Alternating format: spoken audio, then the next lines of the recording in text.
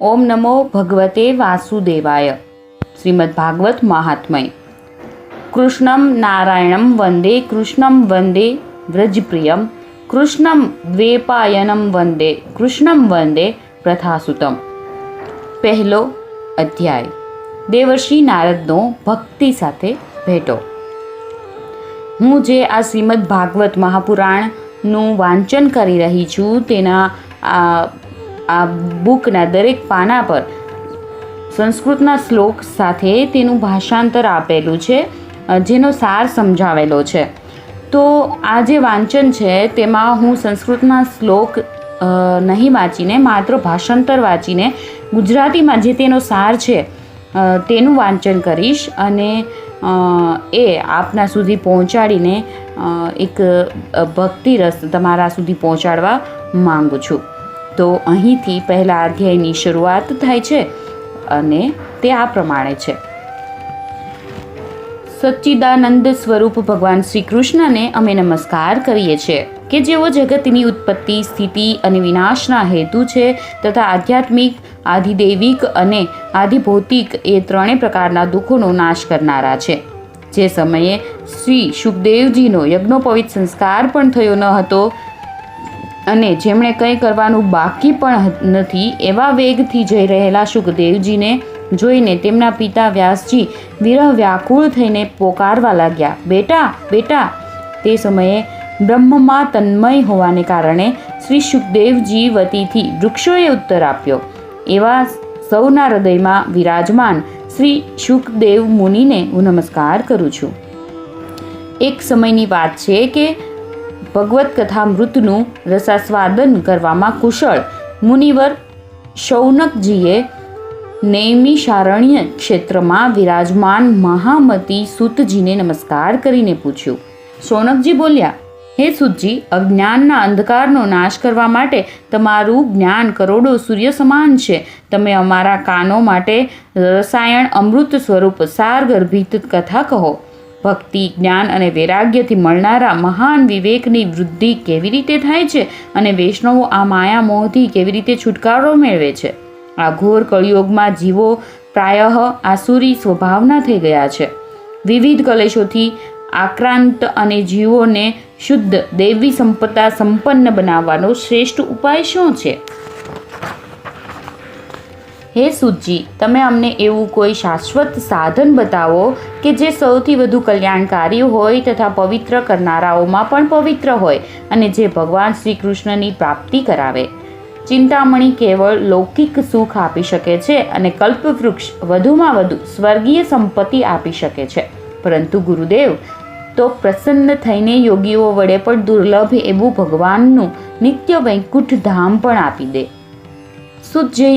સૂતજીએ કહ્યું, હે શૌનકજી, તમારા હૃદયમાં ભગવાન પ્રતિ પ્રેમ છે, તેથી હું વિચાર કરીને સંપૂર્ણ સિદ્ધાંતોનો નિષ્કર્ષ એટલે કે સાર તમને સંભળાવું છું કે જે જન્મ અને મૃત્યુના ભયનો નાશ કરનારો છે। હું તમને તે સાધન બતાવું છું કે જે ભક્તિના પૂરમાં વૃદ્ધિ કરે છે અને ભગવાન શ્રી કૃષ્ણની પ્રસન્નતાનું મુખ્ય કારણ છે। તો તમે સાવધાન થઈને તે સાંભળો। શ્રી શુકદેવજીએ કળિયુગમાં જીવોના કાળરૂપી સર્પના મુખનો કોળિયો થવાના ત્રાસનો સંપૂર્ણ નાશ કરવા માટે શ્રીમદ ભાગવત શાસ્ત્ર કહ્યું છે। મનની શુદ્ધિ માટે આના કરતાં ઉત્તમ અને અન્ય કોઈ સાધન નથી। જ્યારે મનુષ્યના જન્મ જન્માંતરનો પુણ્યોદય થાય છે ત્યારે જ તેને આ ભાગવત શાસ્ત્રની પ્રાપ્તિ થાય છે। જ્યારે શુકદેવજી રાજા પરીક્ષિતને આ કથા સંભળાવવા માટે સભામાં વિરાજમાન થયા ત્યારે દેવતાઓ અમૃત કળશ લઈને તેમની પાસે આવ્યા। દેવતાઓ પોતાનું કામ સાધવામાં કુશળ હોય છે, તેથી અહીં પણ એ સૌએ શુકદેવજીને નમસ્કાર કરીને કહ્યું, તમે આ અમૃત લઈ લો અને બદલામાં અમને કથામૃત આપો। આ રીતે પરસ્પર વિનિમય એટલે કે અદલા બદલી થઈ જવાથી રાજા પરીક્ષિત અમૃતનું પાન કરશે અને અમે સૌ શ્રીમદ ભાગવત રૂપી અમૃતનું પાન કરીશું। આ સંસારમાં ક્યાં કાચ અને ક્યાં મહામૂલ્યમણી, ક્યાં અમૃત અને ક્યાં કથા, આમ વિચારીને શ્રી શુકદેવજીએ તે સમયે દેવતાનો ઉપહાસ કર્યો। તેમણે ભક્તિશૂન્ય કથાના અનધિકારી જાણીને કથામૃત આપ્યું નહીં. આ રીતે શ્રીમદ ભાગવત કથા દેવતાઓને પણ દુર્લભ છે. પહેલાંના સમયે શ્રીમદ ભાગવતના શ્રવણથી જ રાજા પરીક્ષિતનો મોક્ષ થયેલો જોઈને બ્રહ્માજીને પણ મોટું આશ્ચર્ય થયું હતું. તેમણે સત્યલોકમાં ત્રાજવું બાંધીને બધા સાધનો તોડ્યા. અન્ય બધા જ સાધનો તોલમાં હલકા ઉતર્યા, પણ પોતાની મહત્તાને કારણે ભાગવત જ બધા કરતાં ભારે રહ્યું. આ જોઈને બધા ઋષિઓને ભારે વિસ્મય થયું. તેમણે કળિયુગમાં આ ભગવાન રૂપી ભાગવતને જ વાંચવા સાંભળવાથી તે તત્કાળ મોક્ષ આપે છે એવો નિશ્ચય કર્યો. સપ્તાહ વિધિ સાથે શ્રવણ કરવાથી આ ભાગવત નિશ્ચિતપણે ભક્તિનું પ્રદાન કરે છે. પહેલાંના સમયે આ કથા દયાપરાયણ સનકાદીએ દેવર્ષિ નારદને સંભળાવી હતી. જોકે દેવર્ષિએ એ પહેલાં આ કથા બ્રહ્માજીના શ્રીમુખે સાંભળેલી હતી, પરંતુ સપ્તાહ શ્રવણની વિધિ તો સનકાદીએ જ તેમને કહી સંભળાવી. શૌનકજીએ પૂછ્યું, સાંસારિક પ્રપંચથી મુક્ત અને વિચારશીલ નારદજીનો સનકાદીની સાથે સંયોગ ક્યાં થયો અને વિધિ વિધાનના શ્રવણમાં તેમને કેવી રીતે પ્રીતિ થઈ? સૂતજીએ કહ્યું, હવે હું તમને તે ભક્તિપૂર્ણ કથાનક સંભળાવું છું કે જે શ્રી શુકદેવજીએ મને પોતાનો અનન્ય શિષ્ય જાણીને એકાંતમાં સંભળાવ્યું હતું. એક દિવસે વિશાળપુરીમાં તે ચારે નિર્મળ ઋષિઓ સત્સંગ માટે આવ્યા. તેમણે ત્યાં નારદજીને જોયા. સનકાદીએ પૂછ્યું, હે બ્રહ્મણ, તમારું મુખ ઉદાસ કેમ છે? તમે શા માટે ચિંતાતુર છો? આટલા બધા ઉતાવળા તમે ક્યાં જઈ રહ્યા છો અને તમારું આગમન ક્યાંથી થઈ રહ્યું છે? અત્યારે તો તમે એવા પુરુષ જેવા શૂન્ય મનસ્ક દેખાઓ છો કે જેનું ધન લૂંટાઈ ગયું હોય. તમારા જેવા આસક્તિ રહિત પુરુષ માટે આ વાજબી નથી. કહો, શું કારણ છે? નારદજીએ કહ્યું, સર્વોત્તમ લોક સમજીને હું પૃથ્વી પર આવ્યો. અહીં પુષ્કર, પ્રયાગ, કાશી, ગોદાવરી એટલે કે નાસિક, હરિદ્વાર, કુરુક્ષેત્ર, શ્રીરંગમ, સેતુબંધ વગેરે કેટલાય તીર્થોમાં અહીં તહીં વિચરતો રહ્યો, પણ મનને સંતોષ આપનારી શાંતિ ક્યાંય મળી નહીં. આ સમયે અધર્મના સહાયક કળિયુગે સમસ્ત પૃથ્વીને દુઃખી કરી મૂકી છે. હવે અહીં સત્ય, તપ, શૌચ એટલે કે બાહ્ય અને આંતરિક પવિત્રતા, દયા, દાન વગેરે કશું પણ નથી. બિચારા જીવ માત્ર પોતાનું પેટ ભરવામાં જ લાગેલા છે.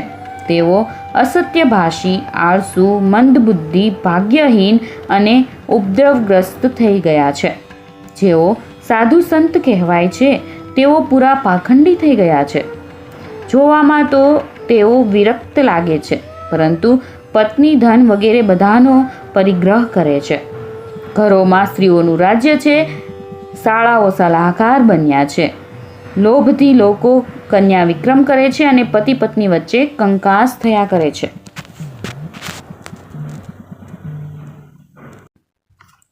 મહાત્માઓના આશ્રમો, તીર્થો અને નદીઓ પર યવનો એટલે કે વિધર્મીઓનો અધિકાર થઈ ગયો છે. તે દૃષ્ટોએ ઘણા દેવાલયો પણ નષ્ટ કરી દીધા છે. અત્યારે અહીં ન કોઈ યોગી છે, ન કોઈ સિદ્ધ છે, ન જ્ઞાની છે અને ન તો કોઈ સત્કર્મ કરનારું પણ છે. બધા સાધન અત્યારે કળીરૂપી દાવાનળથી બળીને ભસ્મ થઈ ગયા છે. આ કળીકાળમાં બધા દેશવાસીઓ બજારોમાં અન્ન વેચે છે. બ્રાહ્મણો પૈસા લઈને વેદ ભણાવે છે અને સ્ત્રીઓ વૈશ્યાવૃત્તિથી નિર્વાહ કરે છે.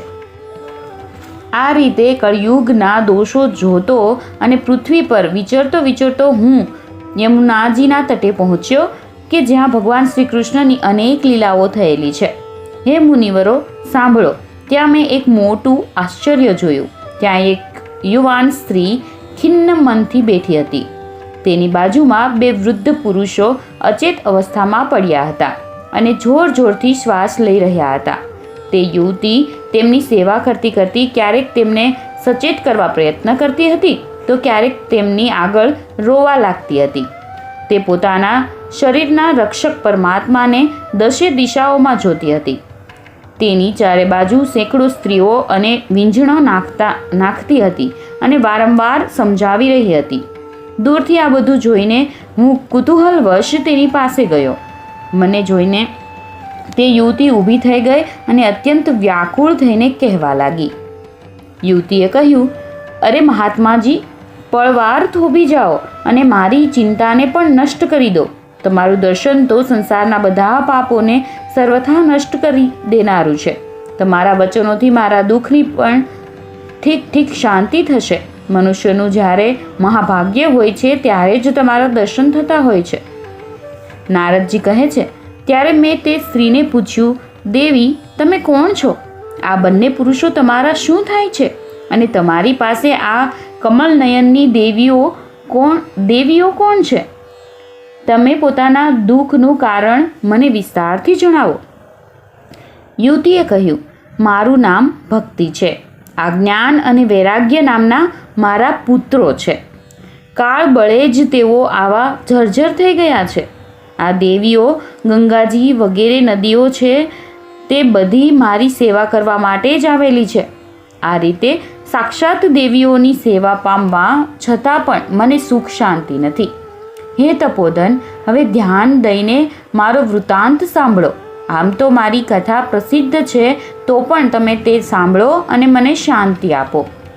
હું દ્રવિડ દેશમાં જન્મી, કર્ણાટકમાં ઉછરી, ક્યાંક મહારાષ્ટ્રમાં સન્માન પામી, પરંતુ ગુજરાતમાં મને ઘડપણ ઘેરી વળ્યું. ત્યાં ઘોર કળિયુગના પ્રભાવથી પાખંડીઓએ મારો અંગભંગ કરી દીધો. દીર્ઘ સમય સુધી આવી અવસ્થા રહેવાને કારણે હું પોતાના પુત્રો સહિત દુર્બળ અને નિસ્તેજ થઈ ગઈ. હવે હું જ્યારથી વૃંદાવનમાં આવી છું ત્યારથી ફરી પરમ સુંદરી સુરૂપવતી નવયુવતી થઈ ગઈ છું. પરંતુ આ સામે પડી રહેલા મારા બંને પુત્રો થાક્યા હાર્યા દુઃખી થઈ રહ્યા છે. હવે હું આ સ્થાન છોડીને બીજે ક્યાંક જવા ઈચ્છું છું. આ બંને ઘરડા થઈ ગયા છે. આ જ દુઃખથી હું દુઃખી છું. હું મા હોવા છતાં તરુણી છું અને આ બંને મારા પુત્રો હોવા છતાં વૃદ્ધ શા માટે? અમે ત્રણે સાથે જ રહેનારા છીએ, તો પછી આ વિપરીતપણું શા માટે થવું? તો એમ જોઈએ કે માતા ઘરડી હોય અને પુત્રો યુવાન. આ કારણે હું આશ્ચર્યચકિત ચિત્તથી પોતાની આ સ્થિતિ પર શોક કરી રહી છું. આપ પરમ બુદ્ધિમાન અને યોગનિધિ છો. આનું શું કારણ છે તે બતાવશો? નારદજીએ કહ્યું, હે સાધ્વી, હું જ્ઞાન દ્રષ્ટિથી પોતાના હૃદયમાં તમારા સંપૂર્ણ દુઃખનું કારણ જોઉં છું. તમારે વિષાદ કરવો જોઈએ નહીં. શ્રી હરિ તમારું કલ્યાણ કરશે. સૂતજી કહે છે, મુનિવર નારદજીએ એક ક્ષણમાં જ તેનું કારણ જાણીને કહ્યું. નારદજીએ કહ્યું કે, હે દેવી, સાવધાન થઈને સાંભળો. આ દારૂણ કળિયુગ છે. તેથી અત્યારે સદાચાર, યોગ માર્ગ, તપ વગેરે બધા લુપ્ત થઈ ગયા છે. લોકો શઠતા અને દુષ્કર્મ કરતા રહીને અઘાસુર બની રહ્યા છે. સંસારમાં જ્યાં જુઓ ત્યાં સત્પુરુષો દુઃખી છે અને દુષ્ટો સુખી થઈ રહ્યા છે. અત્યારે જે બુદ્ધિમાન પુરુષ ધૈર્ય ધારી રહે તે જ મોટો જ્ઞાની અથવા પંડિત છે. પૃથ્વી ક્રમશઃ પ્રતિવર્ષ શેષજી માટે ભારરૂપ થતી જાય છે. અત્યારે તે સ્પર્શ પાત્ર તો શું જોવાલાયક પણ રહી નથી અને પૃથ્વી પર ક્યાંય મંગળ દેખાતું જ નથી. અત્યારે કોઈનેય પુત્રો સહિત તમારું દર્શન પણ થતું નથી. વિષયાનુરાગને કારણે અંધ બનેલા જીવો વડે ઉપેક્ષિત થયેલા તમે જર્જર બની રહ્યા હતા.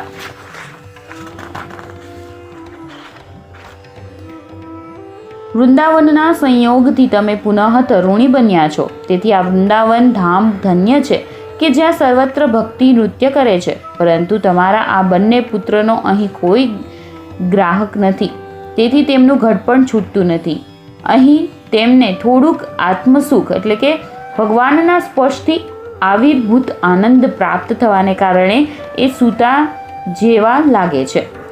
ભક્તિએ કહ્યું, રાજા પરીક્ષિતે આ પાપી કળિયુગને શા માટે રહેવા દીધો? એના આવતા જ બધી વસ્તુઓનો સાર કોણ જાણે ક્યાં ચાલ્યો ગયો? કરુણામય શ્રી હરિ પણ આ અધર્મ શી રીતે જોઈ શકે છે? હે મુનિ, મારો આ સંદેહ દૂર કરો. તમારા વચનોથી મને ઘણી શાંતિ થઈ છે. નારદજીએ કહ્યું, હે બાલા, તમે પૂછ્યું છે તો પ્રેમથી સાંભળો.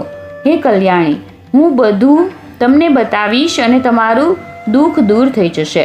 જે દિવસે ભગવાન શ્રી કૃષ્ણ આ ભૂલોક છોડીને પોતાના પરમધામમાં પધારી ગયા તે દિવસથી અહીં સમસ્ત સાધનો માટે બાધક એવા કળિયુગ આવી ગયો. દિગ્વિજયના સમયે રાજા પરીક્ષિતની દ્રષ્ટિ પડવાથી કળિયુગ દિનવત થઈ તેમના શરણમાં આવ્યો. ભ્રમર જેવા સારગ્રાહી રાજાએ એવો નિશ્ચય કર્યો કે મારે આનો વધ નહીં કરવો જોઈએ, કારણ કે જે ફળ તપ, યોગ અને સમાધિથી પણ મળતું નથી તે ફળ કળિયુગમાં શ્રી હરિકીર્તનથી જ સારી રીતે એટલે કે સમ્યકપણે મળે છે.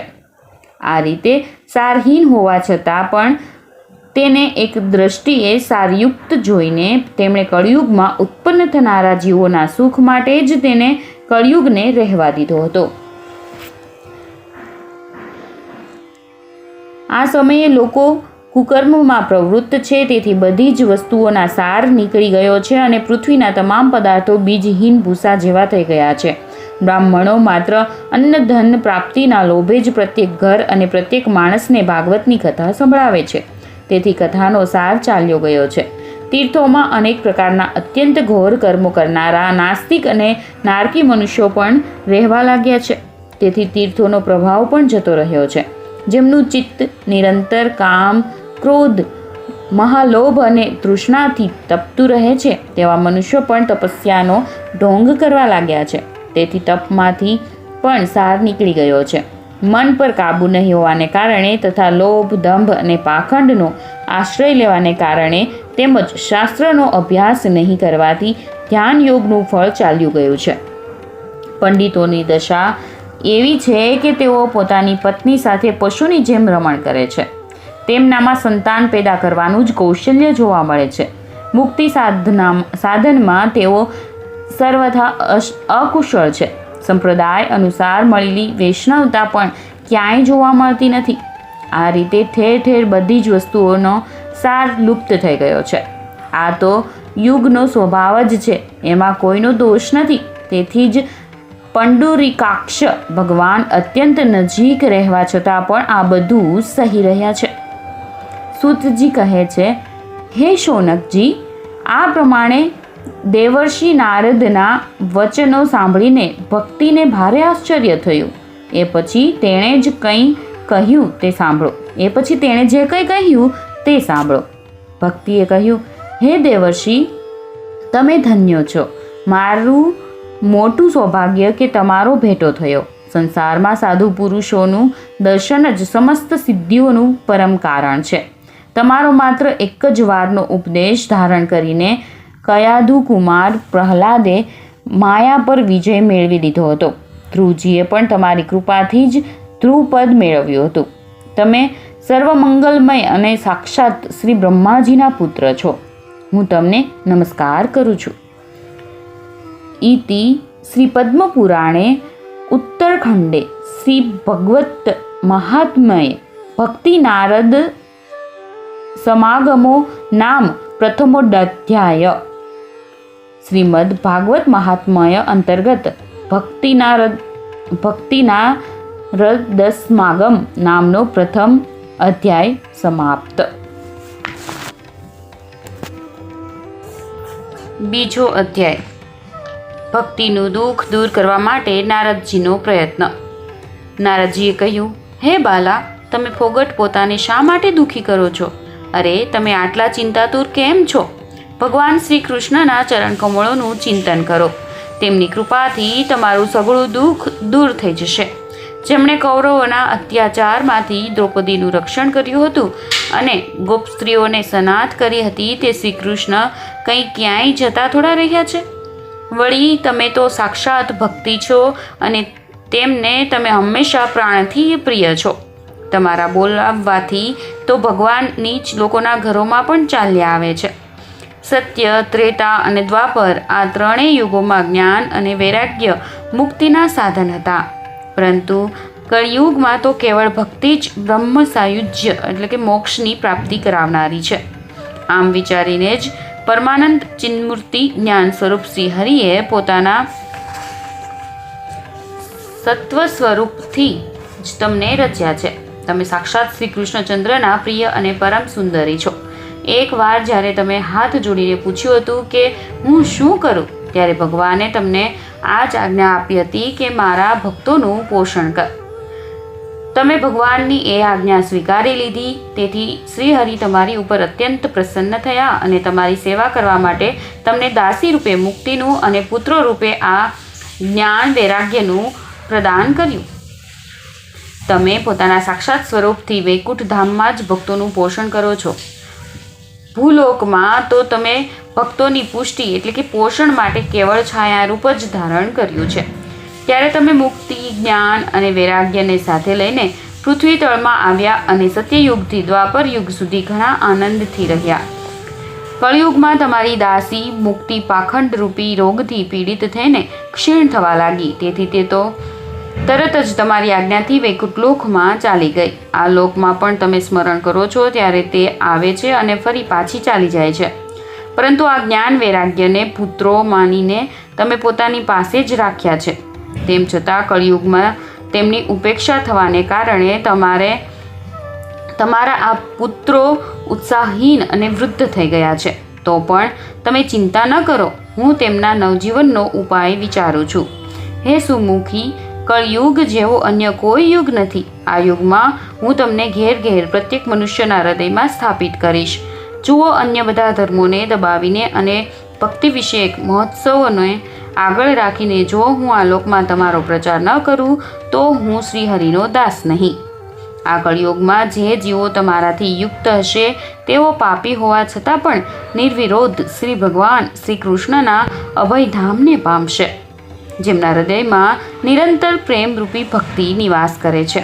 તેવા શુદ્ધ અંતઃકરણના મનુષ્યો સ્વપ્નમાં પણ યમરાજાને જોતા નથી. જેમના હૃદયમાં મહારાણી ભક્તિનો નિવાસ છે તેમનો સ્પર્શ કરવાને પણ પ્રેત, પિશાચ, રાક્ષસ, દૈત્ય વગેરે સમર્થ હોતા નથી. ભગવાનને તપ, વેદાધ્યાન, જ્ઞાન, કર્મ વગેરે કોઈ પણ સાધનથી વશ કરી શકાતા નથી. તેઓ તો માત્ર ભક્તિથી જ વશીભૂત થાય છે. આ વિષયમાં ગોપીજનો પ્રમાણ છે. મનુષ્યને હજારો જન્મોના પુણ્ય પ્રતાપે ભક્તિમાં અનુરાગ થાય છે. કળિયુગમાં કેવળ ભક્તિ જ સાર છે. ભક્તિથી તો સાક્ષાત શ્રી કૃષ્ણચંદ્ર પ્રત્યક્ષ ઉપસ્થિત થાય છે. જે લોકો ભક્તિનો દ્રોહ કરે છે તેઓ ત્રણેય લોકોમાં દુઃખ જ દુઃખ પામે છે. પહેલાંના સમયે ભક્તનો તિરસ્કાર કરનારા દુર્વાસા ઋષિએ ભારે કષ્ટ વેઠવું પડ્યું હતું. બસ વ્રત, તીર્થ, યોગ, યજ્ઞ, જ્ઞાનચર્યા વગેરે ઘણા બધા સાધનોનું શું કામ છે? એકમાત્ર ભક્તિ જ મુક્તિ આપનારી છે. સૂતજી કહે છે, આ રીતે નારદજીએ નિર્ણય કરેલા પોતાના મહાત્મ્યને સાંભળીને ભક્તિના બધા અંગો પુષ્ટ થયા અને તે ભક્તિ નારદજીને કહેવા લાગ્યા. ભક્તિજીએ કહ્યું, હે નારદજી, તમે ધન્ય છો. મારામાં તમારી નિશ્ચળ પ્રીતિ છે. હંમેશા હું તમારા હૃદયમાં રહીશ, તમને છોડીને ક્યારેય જઈશ નહીં. હે સાધુ, તમે મહાકૃપાળુ છો. તમે ક્ષણવારમાં જ મારું સઘળું દુઃખ દૂર કર્યું, પણ હજી મારા પુત્રોમાં ચેતના આવી નથી. તમે તેમને તત્કાળ સચેત કરી દો, જાગૃત કરો. સૂતજી કહે છે, ભક્તિના આ વચનો સાંભળીને નારદજી કરુણાપૂર્ણ બન્યા અને તેઓ તેમને જ્ઞાન વૈરાગ્યને હાથથી હચમચાવીને ઝઘડવા લાગ્યા. પછી તેમના કાન પાસે મોલાવીને જોરથી બોલ્યા, ઓ જ્ઞાન, જલ્દી જાગો! ઓ વૈરાગ્ય, જલ્દી જાગો! પછી તેમણે વેદ ધ્વનિ, વેદાંત ઘોષ અને વારંવાર ગીતા પાઠ કરીને તેમને જગાડ્યા. તેથી તેઓ ઘણી મુશ્કેલીથી ઉઠી શક્યા, પરંતુ આળસને કારણે તે બંને બગાસા ખાતા રહ્યા. આંખો ખોલીને જોઈ પણ શક્યા નહીં. તેમના વાળ બગલાઓની જેમ સફેદ થઈ ગયા હતા. તેમના અંગો પ્રાયઃ સૂકા લાકડા જેવા નિસ્તેજ અને કઠોર થઈ ગયા હતા. આ રીતે ભૂખ તરસના માર્યા અત્યંત દુર્બળ હોવાને કારણે તેમને ફરીથી સૂતા જોઈને નારદજીને મોટી ચિંતા થઈ અને તેઓ વિચારવા લાગ્યા કે હવે મારે શું કરવું. આમની આ નિંદ્રા અને એનાથી વધુ તો એમની આ વૃદ્ધાવસ્થા કેમ દૂર થાય? હે શૌનકજી, આ રીતે ચિંતા કરતાં કરતાં તેઓ નારદજી ભગવાનનું સ્મરણ કરવા લાગ્યા. તે જ સમયે એવી આકાશવાણી થઈ કે હે મુનિ, ખેદ ના કરો, તમારો આ પ્રયત્ન નિસંદેહ સફળ થશે. હે દેવર્ષિ, આ માટે તમે એક સત્કર્મ કરો કે જે કર્મ તમને સંત શિરોમણી મહાનુભાવ બતાવશે. તે સત્કર્મનું અનુષ્ઠાન કરતાં જ ક્ષણવારમાં આમની નિંદ્રા અને વૃદ્ધાવસ્થા ચાલી જશે તથા સર્વત્ર ભક્તિનો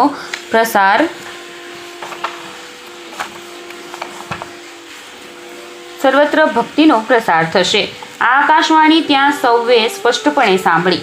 આનાથી નારદજીને મોટું વિસ્મય થયું. તેઓ કહેવા લાગ્યા, મને તો આનો કોઈ આશય સમજાયો નહીં. નારદજી બોલ્યા, આ આકાશવાણીએ પણ ગૂઢ રૂપે જ વાત કહી છે. એ તો બતાવ્યું નહીં કે તે કયું સાધન કરવામાં આવે કે જેથી આમનું કાર્ય સિદ્ધ થાય. તે સંત કોણ જાણે ક્યાં મળશે અને કેવી રીતે તેઓ તે સાધન બતાવશે. અત્યારે આકાશવાણીએ જે કંઈ કહ્યું છે તે અનુસાર મારે શું કરવું જોઈએ? સૂતજી કહે છે, હે શૌનકજી, પછી તો જ્ઞાન વૈરાગ્ય બંનેને ત્યાં જ છોડીને નારદ મુનિ ત્યાંથી ચાલી નીકળ્યા અને પ્રત્યેક તીર્થમાં જઈને માર્ગમાં મળતા મુનીશ્વરોને તે સાધન વિશે પૂછતા રહ્યા. તેમની તે વાત સાંભળતા તો બધા જ હતા, પણ તે બાબતમાં કોઈ કંઈ પણ નિશ્ચિત ઉત્તર આપતા ન હતા. કેટલાકે તેને અસાધ્ય બતાવ્યું તો કોઈ બોલ્યા, આનો બરાબર પત્તો મળવાનું જ મુશ્કેલ છે. કેટલાક સાંભળીને ચૂપ રહ્યા અને કોઈ તો પોતાની અવજ્ઞા થવાના ભયથી વાત ટાળી ટટોળીને ખસી ગયા. ત્રિલોકમાં મહાન આશ્ચર્યકારક હાહાકાર મચી ગયો. લોકો માહે ગુસપુસ કરવા લાગ્યા કે ભાઈ, જ્યારે વેદ ધ્વનિ, વેદાંત ઘોષ અને વારંવાર ગીતા પાઠ સંભળાવવા છતાં પણ ભક્તિ, જ્ઞાન અને વૈરાગ્ય આ ત્રણેયને જગાડી ન શક્યા, ત્યારે તો અન્ય કોઈ ઉપાય નથી. સ્વયં યોગીરાજ નારદજીને પણ જેનું જ્ઞાન નથી તેને બીજા સંસારી લોકો કેવી રીતે બતાવી શકે?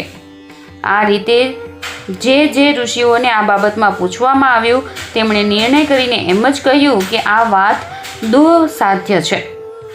ત્યારે નારદજી અત્યંત ચિંતાતુર થયા અને બદ્રીવનમાં આવ્યા.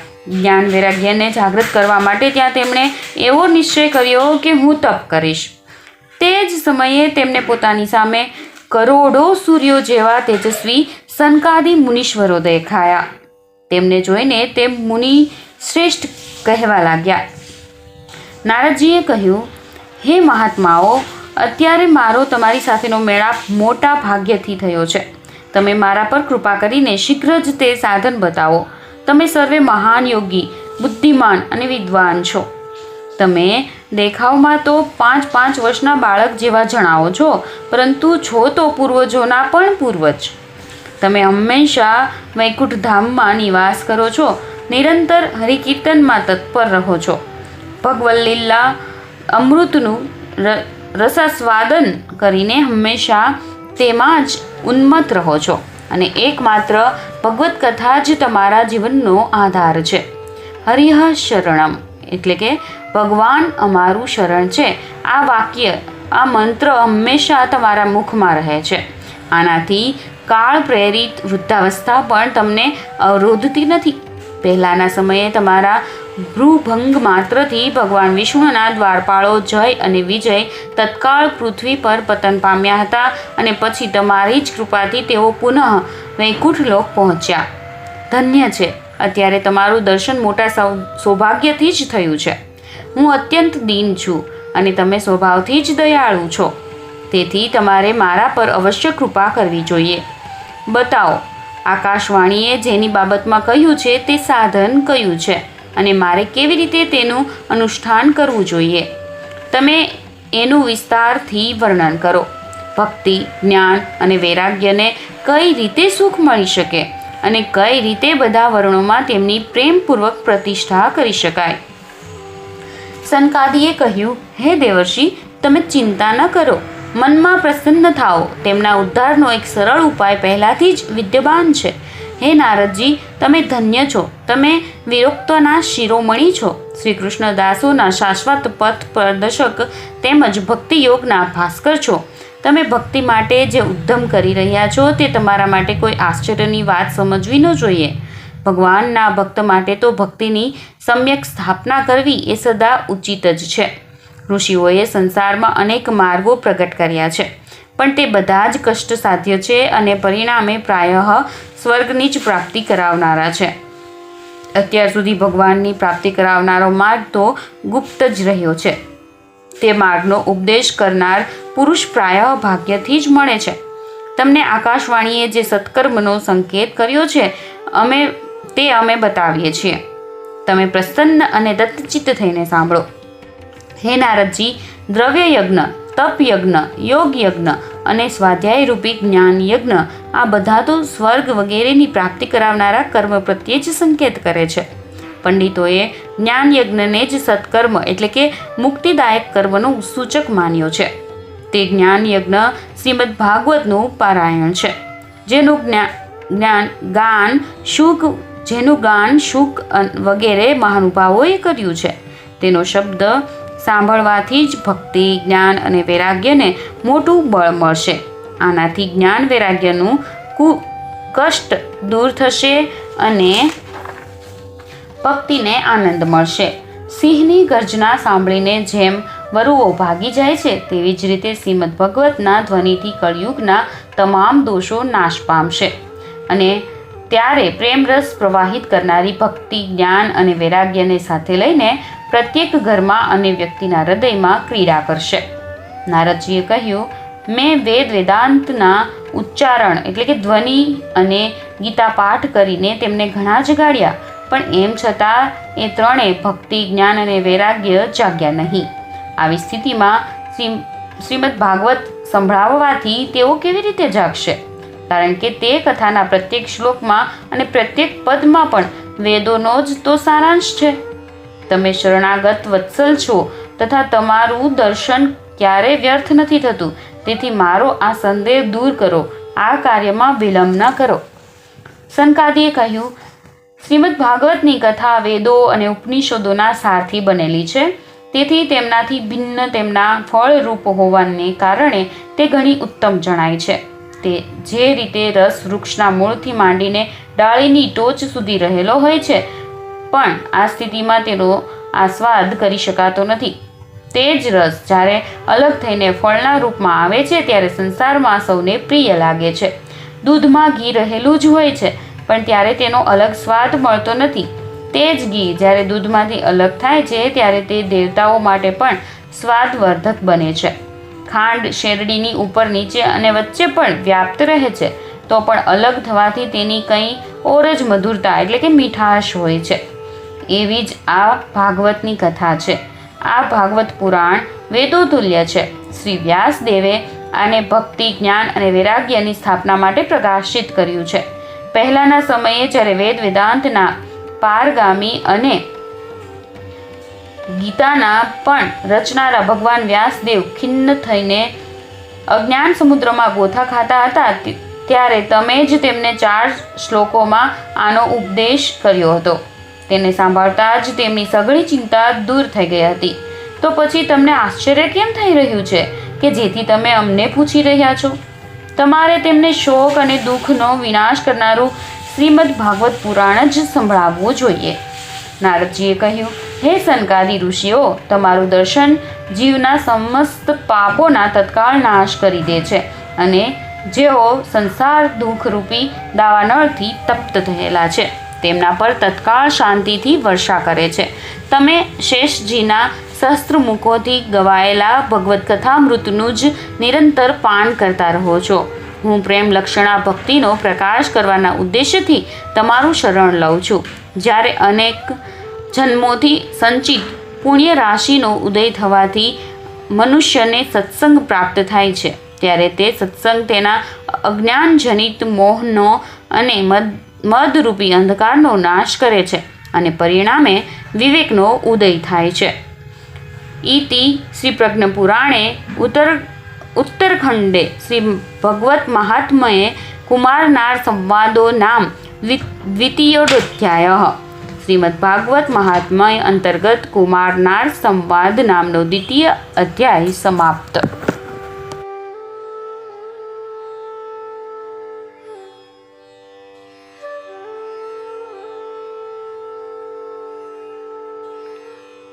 ત્રીજો અધ્યાય ભક્તિના દુઃખનું નિવારણ. નારદજી કહે છે, હવે હું ભક્તિ, જ્ઞાન અને વૈરાગ્યની સ્થાપના કરવા માટે શ્રી સુખદેવજીએ કહેલા ભાગવત શાસ્ત્રની કથા વડે પ્રયત્નપૂર્વક ઉજ્જવળ જ્ઞાન યજ્ઞ કરીશ. આ જ્ઞાન યજ્ઞ મારે ક્યાં કરવો જોઈએ? તમે એ માટે કોઈ સ્થાન બતાવો. તમે વેદોના પારગામી છો, તેથી મને આ સુખશાસ્ત્રનો મહિમા સંભળાવો. તમે એ પણ બતાવો કે શ્રીમદ ભાગવતની કથા કેટલા દિવસોમાં સંભળાવવી જોઈએ અને તેને સંભળાવવાની વિધિ શી છે? સનકાદિ બોલ્યા, હે નારદજી, તમે ઘણા વિનમ્ર અને વિવેકી છો. સાંભળો, અમે તમને આ બધી વાતો બતાવીએ છીએ. હરિદ્વાર પાસે આનંદ નામનો એક ઘાટ છે.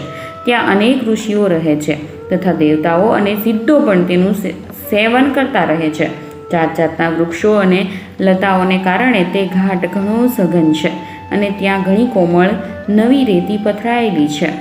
તે ઘાટ ઘણો જ સુરમ્ય છે અને એકાંત પ્રદેશમાં છે. ત્યાં હર હંમેશ સોનેરી કમળોની સુગંધ વહ્યા કરે છે. તેની આસપાસ રહેનારા સિંહ, હાથી વગેરે પરસ્પર વિરોધી જીવોના ચિત્તમાં પણ વેરભાવ નથી. ત્યાં તમારે કોઈ વિશેષ પ્રયત્ન કર્યા વિના જ જ્ઞાન યજ્ઞનો આરંભ કરવો જોઈએ. તે સ્થળે કથામાં અપૂર્વ રસનો આવિર્ભાવ થશે. ભક્તિ પણ પોતાની આંખોની સામે નિર્બળ અને જીરાઝરણ અવસ્થામાં પડી રહેલા જ્ઞાન અને વૈરાગ્યને સાથે લઈને ત્યાં આવી જશે. કારણ કે જ્યાં પણ શ્રીમદ ભાગવતની કથા થાય છે ત્યાં ભક્તિ વગેરે આપોઆપ પહોંચી જાય છે. ત્યાં કાનોમાં કથાના શબ્દો પડવાથી તે ત્રણેય તરુણ થઈ જશે. સુતજી કહે છે, આ રીતે કહીને નારદજીની સાથે સનકાદિ વગેરે પણ શ્રીમદ ભાગવત કથામૃતનું પાન કરવા માટે ત્યાંથી તરત ગંગા કિનારે ચાલી આવ્યા. જે સમયે તેઓ ગંગા તટે પહોંચ્યા ત્યારે ભૂલોક, દેવલોક અને બ્રહ્મલોક સઘળે સ્થળે શ્રીમદ ભાગવતની કથા થઈ રહી છે એવું વારંવાર કહેતા કોલાહલ વ્યાપી ગયો. ભગવત કથાના જે રસિક વિષ્ણુ ભક્તો હતા તે બધા જ શ્રીમદ ભાગવત અમૃતનું પાન કરવા માટે સૌથી આગળ દોડતા આવવા લાગ્યા. ભૃગુ, વશિષ્ઠ, ચિયાવન, ગૌતમ, મેધાતિથિ, દેવલ, દેવરાત, પરશુરામ, વિશ્વામિત્ર, શાકલ, માર્કંડેય, દત્તાત્રેય, પિપ્લાદ, યોગેશ્વર, વ્યાસ અને પરાશર, છાયાશુક, જાજલી અને જુહ્નુ વગેરે બધા જ મુખ્ય મુનિજનો પોતપોતાના પુત્રો, પત્નીઓ અને શિષ્યો સમેત ખૂબ પ્રેમપૂર્વક ત્યાં આવ્યા. એમના ઉપરાંત વેદ, વેદાંત એટલે કે ઉપનિષદો, મંત્ર, તંત્ર, 17 પુરાણો અને 6 શાસ્ત્રો પણ મૂર્તિમંત બનીને ત્યાં ઉપસ્થિત થયા. ગંગા વગેરે નદીઓ, પુષ્કર વગેરે સરોવરો, કુરુક્ષેત્ર વગેરે સમસ્ત ક્ષેત્રો, બધી દિશાઓ, દંડક વગેરે વનો, હિમાલય વગેરે પર્વતો તથા દેવો, ગંધર્વો, દાનવો વગેરે બધા જ કથા સાંભળવા ચાલ્યા આવ્યા. જે લોકો પોતાના ગૌરવને કારણે આવ્યા નહીં તેમને મહર્ષિ ભૃગુ સમજાવી મનાવીને લઈ આવ્યા. હવે કથા સંભળાવવા માટે દીક્ષિત થઈને શ્રી કૃષ્ણ પરાયણ સનકાદિ ઋષિ નારદજીએ આપેલા શ્રેષ્ઠ આસનો પર વિરાજમાન થયા. તે સમયે સૌ શ્રોતાઓએ તેમની વંદના કરી. શ્રોતાઓમાં વૈષ્ણવો, વૈરાગીઓ, સંન્યાસીઓ અને બ્રહ્મચારીઓ આગળ બેઠા અને સૌથી આગળ નારદજી વિરાજમાન થયા. એક બાજુ ઋષિગણ, એક બાજુ દેવો, એક બાજુ વેદો અને ઉપનિષદો તથા એક બાજુ તીર્થો બેઠા, જ્યારે બીજી તરફ સ્ત્રીઓ બેઠી.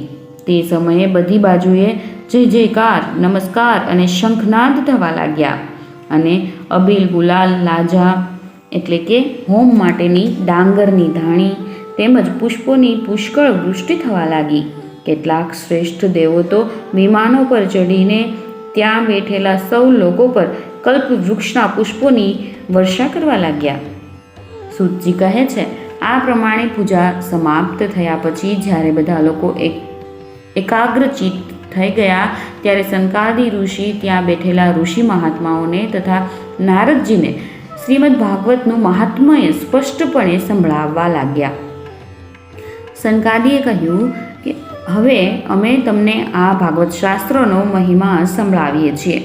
આના શ્રવણ માત્રથી મુક્તિ મળી જાય છે.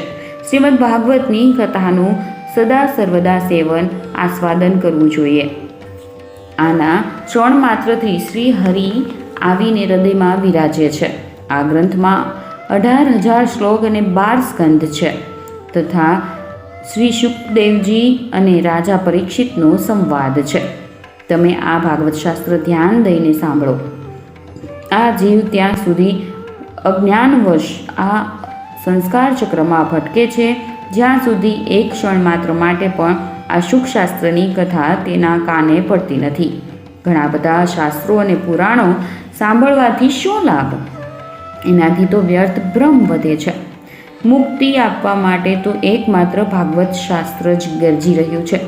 જે ઘરમાં દરરોજ શ્રીમદ ભાગવતની કથા થાય છે તે ઘર તીર્થરૂપ બની જાય છે અને જે લોકો તેમાં રહે છે તેમના સઘળા પાપો નાશ પામે છે. હજારો અશ્વમેઘ અને સેંકડો વાજપેયી યજ્ઞો આ શુકશાસ્ત્રની કથાના 16મા ભાગની તોલે પણ આવી નથી શકતા. હે તપોધનો, જ્યાં સુધી લોકો સારી રીતે શ્રીમદ ભાગવતનું શ્રવણ કરતા નથી ત્યાં સુધી તેમના શરીરમાં પાપ નિવાસ કરે છે. ફળની દૃષ્ટિએ ગંગા, ગયા, કાશી, પુષ્કર અથવા પ્રયાગ કોઈ પણ તીર્થ આ શુકશાસ્ત્ર કથાની બરાબરી કરી શકતું નથી. જો તમો પરમ ગતિ ઈચ્છો છો તો સ્વમુખે જ શ્રીમદ ભાગવતના અડધા અથવા ચતુર્થાંશ શ્લોકોનો પણ નિત્ય નિયમપૂર્વક પાઠ કરો.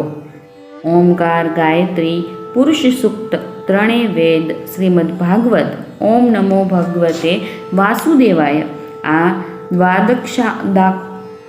દ્વાદશાક્ષરી મંત્ર, 12 મૂર્તિઓવાળા સૂર્ય ભગવાન, પ્રયાગ, સંવત્સરીરૂપી કાળ, બ્રાહ્મણ, અગ્નિહોત્ર, ગાય, બારસની તિથિ, તુલસી, વસંત ઋતુ અને ભગવાન પુરુષોત્તમ.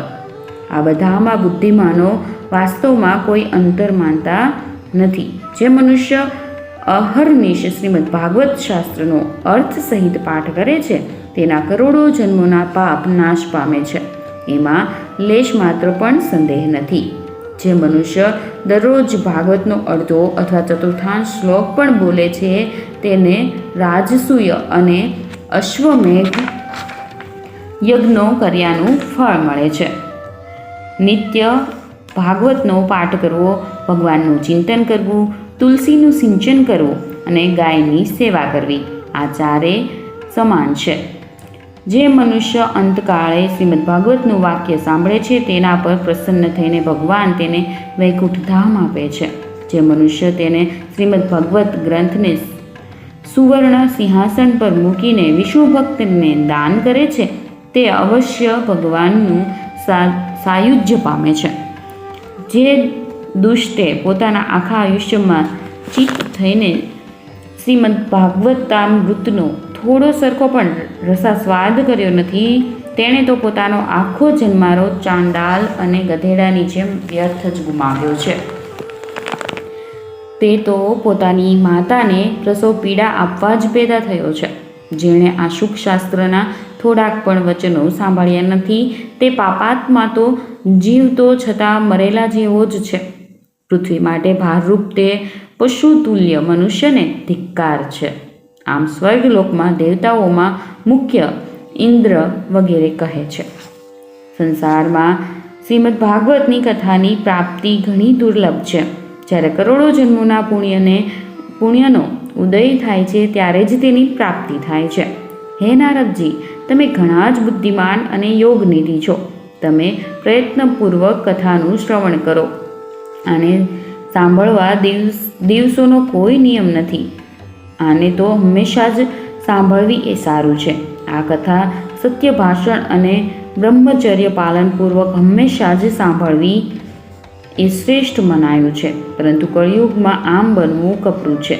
તેથી આ અંગે શુકદેવજીએ જે વિશેષ વિધિ બતાવી છે તે જાણી લેવી જોઈએ. કળિયુગમાં લાંબા સમય સુધી ચિત્તની વૃત્તિઓને વશ રાખવી, નિયમ પાલન કરવું અને કોઈ પુણ્ય કાર્ય માટે દીક્ષિત રહેવું અઘરું છે. તેથી સપ્તાહ શ્રવણની વિધિ ઉપયુક્ત છે. શ્રદ્ધાપૂર્વક ક્યારેય પણ અથવા માઘ માસમાં શ્રવણ કરવાથી જે ફળ મળે છે તે જ ફળ શ્રી સુખદેવજીએ સપ્તાહ શ્રવણમાં નિર્ધારિત કર્યું છે. મનના અસંયમને કારણે, રોગોના બાહુલ્યને કારણે અને આયુષ્યની અલ્પાતને કારણે તથા કળિયુગમાં અનેક દોષોની સંભાવના હોવાને કારણે જ સપ્તાહ શ્રવણનું વિધાન કરવામાં આવ્યું છે. જે ફળ તપ, યોગ અને સમાધિથી પણ મળતું નથી તે ફળ સર્વાંગ સંપૂર્ણપણે સપ્તાહનું શ્રવણ કરવાથી સહજ ભાવે મળી જાય છે. સપ્તાહ શ્રવણ યજ્ઞ કરતાં ઉત્તમ છે, વ્રત કરતાં ઉત્તમ છે, તપ કરતાં પણ ઘણું ઉત્તમ છે, તીર્થ સેવન કરતાં તો હંમેશા અધિક જ છે, યોગ કરતાંય ઉત્તમ છે, ત્યાં સુધી કે ધ્યાન અને જ્ઞાન કરતાં પણ ઉત્તમ છે. અરે સપ્તાહ શ્રવણની વિશેષતાનું કેટલું વર્ણન કરવું, એ તો બધાય કરતાં ઉત્તમ છે. શૌનકજીએ પૂછ્યું, હે સૂતજી, આ તો તમે મોટા આશ્ચર્યની વાત કહી. આ ભાગવત પુરાણ ખરે જ યોગવેતા બ્રહ્માજીના પણ આદિકારણ અને શ્રી નારાયણનું નિરૂપણ કરે છે. પરંતુ મોક્ષ પ્રાપ્તિમાં જ્ઞાન વગેરે બધા જ સાધનોની અવગણીને આ યુગમાં આ ભાગવત પુરાણ એ બધા કરતાં પણ કેવી રીતે ચડી ગયું? સૂતજીએ કહ્યું, હે શૌનકજી, ભગવાન શ્રી કૃષ્ણ આ ધરાધામ છોડીને જ્યારે પોતાના નિત્યધામ ભણી જવા લાગ્યા ત્યારે તેમના મુખારવિંદમાંથી 11મા સ્કંધનો જ્ઞાનોપદેશ સાંભળીને ઉદ્ધવજીએ પૂછ્યું. ઉદ્ધવજી બોલ્યા, હે ગોવિંદ, આપ તો હવે પોતાના ભક્તોનું કામ કરીને પરધામ જવા ઈચ્છો છો, પણ મારા મનમાં એક મોટી ચિંતા છે. તે સાંભળીને આપ મને શાંત કરો. હવે ઘોર કળિયુગ આવ્યો જ સમજો. તેથી સંસારમાં ફરી અનેક દૃષ્ટો પ્રગટ થશે. તેમના સંસર્ગથી અનેક સત્ય પુરુષો પણ જ્યારે ઉગ્ર પ્રકૃતિના બની જશે ત્યારે તેમના ભારથી દબાઈને આ ગાય રૂપી પૃથ્વી કોના શરણે જશે? હે કમલનયન, મને તો આપના સિવાય અન્ય કોઈ આનું રક્ષણ કરનાર છે એવું દેખાતું નથી. તેથી હે ભક્તવત્સલ, આપ સાધુ પુરુષો પર કૃપા કરો અને અહીંથી ન જાઓ. હે ભગવાન, આપ નિરાકાર અને ચિન્માત્ર છો, છતાં પણ ભક્તો માટે જ તો આપે આ સગુણ રૂપ ધારણ કર્યું છે. તો પછી ભલા આપનો વિયોગ થતાં તે ભક્તજનો આ પૃથ્વી પર કેમ રહી શકે? કાં તો કેમ રહી શકશે? નિર્ગુણની ઉપાસનામાં તો ઘણું કષ્ટ છે. તેથી કોઈ અન્ય વિચાર કરો. પ્રભાત ક્ષેત્રમાં ઉદ્ધવજીના આ વચનો સાંભળીને ભગવાન વિચારવા લાગ્યા કે ભક્તોના અવલંબન માટે મારે શી વ્યવસ્થા કરવી જોઈએ. હે શૌનકજી, ત્યારે ભગવાને પોતાની સઘળી શક્તિ ભાગવતમાં મૂકી દીધી અને તેઓ અંતર્ધાન થઈને આ ભાગવત સમુદ્રમાં પ્રવેશી ગયા. આમ આ ભાગવત ભગવાનની સાક્ષાત શબ્દમયી મૂર્તિ છે. આનું સેવન, શ્રવણ, પાઠ અથવા દર્શન કરવા માત્રથી જ મનુષ્યના તમામ પાપો નાશ પામે છે. એથી જ આનું સપ્તાહ શ્રવણ સૌથી ઉત્તમ મનાયું છે. અને કળિયુગમાં તો અન્ય સર્વ સાધનોની અવગણીને આ સપ્તાહ શ્રવણને જ મુખ્ય ધર્મ બતાવવામાં આવ્યું છે. કળીકાળમાં આ જ એક એવો ધર્મ છે કે જે દુઃખ, દારિદ્ર્ય, દુર્ભાગ્ય અને પાપોને ધુએ છે તથા કામ, ક્રોધ વગેરે શત્રુઓ પર વિજય અપાવે છે. અન્યથા ભગવાનની આ માયાથી પીછો છોડાવવાનું તો દેવતાઓ માટે પણ દુષ્કર છે. તો પછી મનુષ્ય તો તે માયાને છોડી જ કેવી રીતે શકે? તેથી એનાથી છૂટવા માટે પણ સપ્તાહ શ્રવણનું વિધાન કરવામાં આવ્યું છે. સૂતજી કહે છે, હે શૌનકજી, જ્યારે સનકાદી મુનીશ્વરો આ રીતે સપ્તાહ શ્રવણના મહિમાના વખાણ કરી રહ્યા હતા ત્યારે તે સભામાં એક મોટું આશ્ચર્ય થયું. તે હું તમને બતાવું છું, તે સાંભળો. ત્યાં તરુણાવસ્થા પામેલા પોતાના 2 પુત્રો સાથે લઈને વિશુદ્ધ પ્રેમરૂપી ભક્તિ શ્રી કૃષ્ણ ગોવિંદ હરે મુરારે, હે નાથ નારાયણ વાસુદેવ વગેરે ભગવનોમાંનું વારંવાર ઉચ્ચારણ કરતી અચાનક જ પ્રગટ થઈ. બધા જ સભાજનોએ જોયું કે પરમ સુંદરી ભક્તિ રાણી ભાગવતના અર્થોના આભૂષણ પહેરેલી ત્યાં પધારી છે. મુનિઓની તે સભામાં બધા જ એવો તર્ક વિતર્ક કરવા લાગ્યા કે આ અહીં કેવી રીતે આવી અને કેમ પ્રવિષ્ટ થઈ. ત્યારે સનકાદિએ કહ્યું, આ ભક્તિ દેવી હમણાં જ કથાના અર્થમાંથી પ્રગટ થઈ છે. તેમના આ વચનો સાંભળીને ભક્તિ પોતાના પુત્રો સમેત અત્યંત વિનમ્ર બની અને તેણે સનતકુમારજીને કહ્યું. ભક્તિ બોલી, હું કળિયુગમાં નષ્ટપ્રાય થઈ ગઈ હતી. તમે કથામૃત સિંચન કરીને મને પુનઃ પુષ્ટ કરી દીધી. હવે તમે એ બતાવો કે હું ક્યાં રહું. આ સાંભળીને સનકાદિએ તેને કહ્યું, તમે ભક્તોને ભગવાનનું સ્વરૂપ પ્રદાન કરનારા, અનન્ય પ્રેમનું સંપાદન કરનારા અને સંસારના રોગોને નિર્મૂળ કરનારા છો. તેથી તમે ધૈર્ય ધારણ કરીને નિત્ય નિરંતર વિષ્ણુ ભક્તોના હૃદયમાં જ નિવાસ કરો.